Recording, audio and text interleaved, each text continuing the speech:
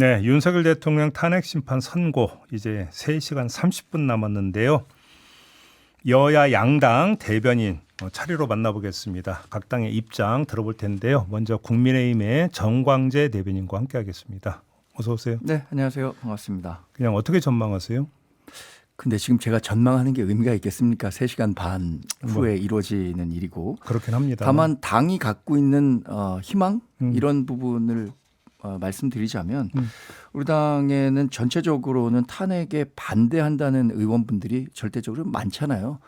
계엄과 관련해선 잘못했다라는 인식을 같이 하지만 그게 탄핵까지 이뤄야 하는가에 대해서는 의문을 갖고 반대하는 분이 많기 때문에 희망 섞인 전망들을 하는 분이 많은 건 사실입니다. 예를 들어서 뭐 4대4, 5대3 특히 윤석열 대통령 구속 취소 그리고 이재명 대표의 2심 무죄 이게 연달아 나오면서 사법부에서 나오는 판단이 굉장히 엄격하게 적용될 경우에는 기각이나 각하의 가능성도 커진 것 아니냐. 그러니까 과거보다는 말이죠.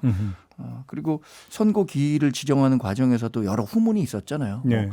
뭐 안에서 내부에 좀 갈등이 있었는데 뭐 그럼 4, 5, 4일로 하자. 고상이 오갔다 네, 뭐 이런 얘기요? 얘기들을 종합해 봤을 때 뭐 각하나 기각 가능성이 처음에 이 탄핵 재판이 시작됐을 때보다는 높아졌다. 네. 이렇게 예상들 하시는 것 같습니다. 희망 섞인 전망이라고 표현을 하셨습니다. 그런데 민주당도 마찬가지예요. 민주당 8대0 인용하는 것도 네. 제가 지난번 대통령 탄핵 과정은 언론인으로 지켜봤고 지금은 당의 일원으로 지켜보는데 언론인으로 지켜볼 때는 굉장히 좀 객관적으로 사안을 볼 수 있었다고 생각하거든요.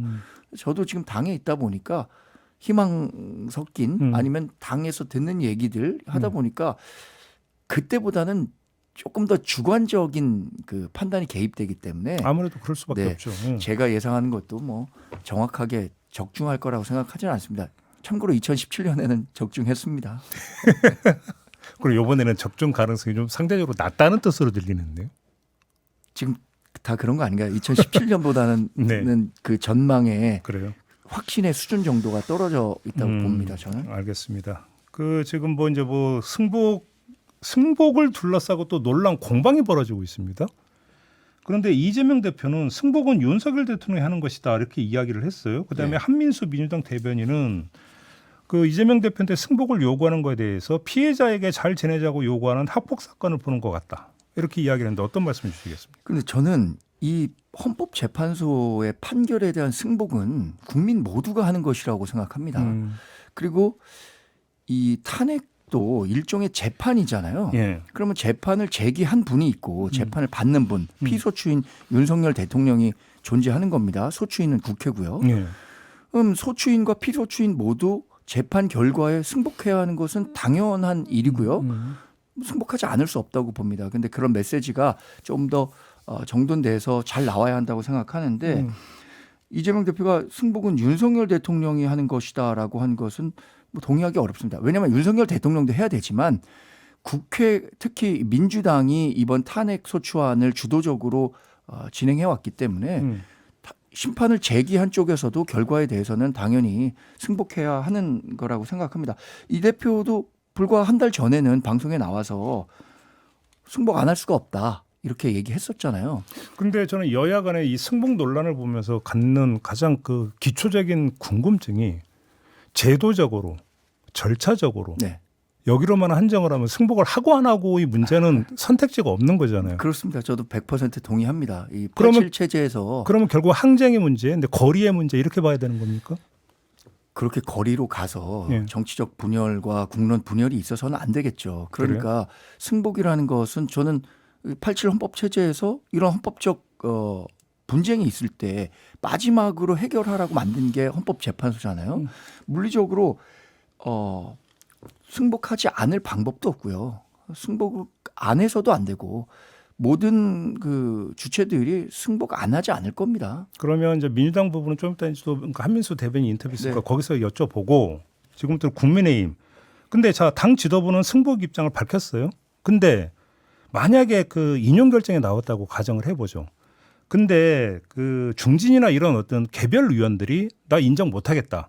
거리로 뛰쳐나가면 그때는 어떻게 됩니까? 그런 일이 없도록 해야겠죠. 그건 당 지도부의 책임이라고 봐야 되는 거죠. 네. 그리고 이게 만약에 인용이 된다면 60일 이내에 조기 대선이 그렇죠. 치러지게 되고 정당이 존재하는 이유는 정권을 창출하기 위해서인데 이렇게 우리가 바라지 않는 결과가 나왔다고 해서 강성 지지층에 기대서 거리로 나간다고 하는 것이 다음번에 치러지는 조기 대선에 우리 당에 전략적으로 유리할 것인가, 이 부분에 대한 고민도 더 본격적으로 하고 치열하게 하지 않겠습니까? 근데 당에서 그리고 당 지도부에서 제어할 수 있습니까? 현실적으로? 그렇게 할 겁니다. 저는 그렇게 할 거고 그래요? 그게 우리 당이 나아갈 방향이라고 생각합니다. 지금까지는 탄핵에 반대하는 우리 당의 지지자들을 위로하고 그런 측면에서도 그런 메시지가 나올 수밖에 없었다는 생각도 한편으로는 들거든요. 그러나 인용이 된 이후에 현실의 문제가 됐을 때는 이것을 어떻게 극복해서 정권 재창출로 갈 것인가, 여기에 대해서 포커싱이 이루어져야지 예. 일부 개별 의원이라도 이것에 대해서 물리적으로 아니면 법적으로 불가능한 불복의 메시지를 갖고 거리로 나간다, 상상하기 어렵다고 봅니다.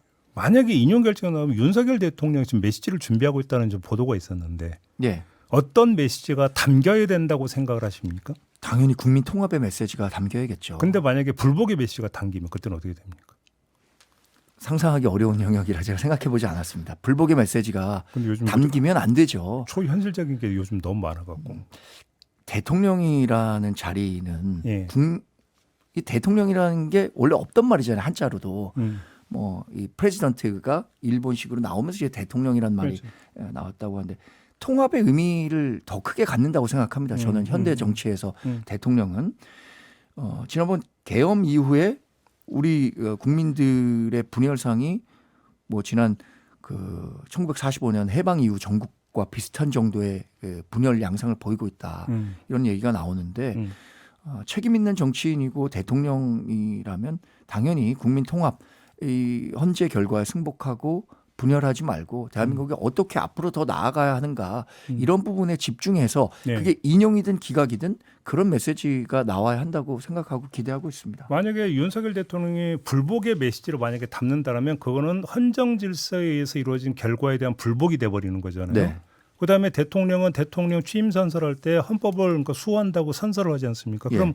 그거에 대한 정면 위배가 되는 거고 이제 물론 그 순간에 전직이 되겠지만 그러면 당과의 관계는 어떻게 되는 겁니까? 1호 당원 아닙니까? 그렇기 때문에 윤석열 대통령이 불복의 메시지나 강성 지지층에 기대서 뭐 광장의 정치를 한다거나 아니면 다음 대선에 절대적인 영향력을 행사하려고 한다거나 그러지 않을 거라고 생각하기 때문에 그런 경우에 대비해서 제가 그런 경우에 윤석열 대통령과 당과의 관계가 어떻게 될 것이다 말씀드리기는 조금 알겠습니다.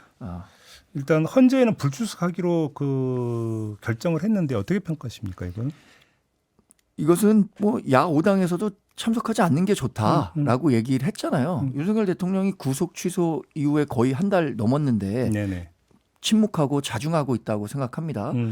그리고 보안과 질서 유지 등을 이유로 꼽았는데 실제로 뭐 경호라든가 질서 유지 차원에서 윤석열 대통령이 가는 것과 가지 않는 것 모두 본인의 판단 몫이었지만 나가지 않는 것이 좋겠다라고 판단하셨고 참모들도 그런 조언을 하지 않았을까 싶습니다. 제가 옆에 있는 참모였다면 아마 참석하지 않는 게 좋겠다라는 말씀을 드리지 않았을까 싶습니다. 지금 권영세 비대위원장이 만약에 기각 결정이 나오면 곧바로 개헌을 추진하겠다 이렇게 밝혔습니다. 이거 네. 사실 여러 번 나왔던 얘기예요. 네. 근데 그럼 정반대로 인용이 나오면 네. 현실적으로 개헌은 물리적으로 불가능하다고 봐야 되는 거죠. 아니죠. 저는 인용이 되면 오히려 개헌 논의가 더 빨라질 거라고 생각합니다. 60일 안에 거의 가능하다고 보세요. 인용이 되면. 인용이 되면. 인용이 되면 이제 개헌이라는 게 이제 뭐 마치 판도라 상자를 여는 셈이 되는데 사실 많은 정치인들이 개헌의 당위성을 얘기하고 있습니다. 지금 가장 소극적인 분이 뭐 민주당의 이재명 대표가 가장 개헌과 관련해서 소극적인 것 같아요. 그러나 개헌과 관련한 논의가 60일간의 본물처럼 빠져나오기 시작하면 이재명 대표에게도 분명한 입장을 밝히라는 목소리가 커질 거고요. 이재명 대표도 개헌과 관련해서 개헌하겠다라는 말씀을 하셨었거든요. 그러니까 본격적인 논의가 되겠죠. 그러나 60일 안에 이루어질지 안 이루어질지는 말씀하신 것처럼 물리적으로는 불가능할 수는 있지만 어떤 식으로든 차기 지도자가 개헌과 관련해서 본인의 생각을 얘기하지 않으면 국민으로부터 다음 지도자로서 신뢰를 받기 어렵다고 봅니다. 이재명 대표가 어제 그 제주 4.3 희생자 추념식에 참석한 뒤에 기자들에게 12.3 친위 군사 쿠데타 계획에는 5천에서 1만 명의 국민을 학살하려는 계획이 들어있다. 이렇게 언급을 했고 윤석열 대통령 측에서는 이거 허위 사실이다 이렇게 막 반발을 하던데 어떻게 평가를 하십니까? 굉장히 우려 또 걱정하면서 들었습니다. 예. 왜냐하면 이게 선고를 하루 앞두고 물론 4.3이라는 그 국가폭력 사태에 대한 기념일에서 한 얘기이긴 하지만 이거를 그 객관적으로 증명할 증거나 정황은 부족한 상황이거든요. 노상원 수첩을 염두에 두고 네, 노상원 수첩과 관련한 언론 보도 이런 얘기를 합니다. 그런데 노상원 수첩과 관련해서는 실제 뭐 검찰 그 공소장이라든가 여러 정황을 보더라도 노상원 수첩이 실제 현실로 이루어졌을 가능성은 저는 굉장히 낮다고 보기 때문에 네. 이런 정황이 뭐 객관적 그 가능성이 낮은 상황에 대해서 이렇게 좀 공포 마케팅을 했다고 할까요? 어쩌면 오늘 있을 그 탄핵에 대한 결과에 대해서 본인들이 원하지 않는 경우를 대비해서 어떤 불복의 밑자락을 까는 것 아닌가라는 측면에서 굉장히 우려했습니다. 저는 그렇게 보시고. 뭐 거기서 얘기했었던 5천 명, 10,000명 사살설과 관련해서는 사실이 아니라고 생각하기 때문에 그럽니다. 시간이 다 됐는데 최상목 경제부총리 탄핵안이 있잖아요. 네. 일단 보고는 되지 않았습니까? 예. 민주당 처리할 거라고 전망을 하세요? 어떻게 보세요? 오늘 인용과 기가 따라서 달라질 따라서 달라지지 않을까 싶은데요. 왜냐하면 지금 그 탄핵을 맨 처음에 하겠다는 이유와 또 다르시 뭐 미국 국채를 투자했다는 이런 가십적인 문제로 가버리는데 탄핵과 관련한 불확실성이 해결되면 권한 대행으로서 행사했었던 일에 대해서 지금 문제를 삼아서 탄핵까지 하기엔 좀 무리가 아닌가 싶은데요. 알겠습니다.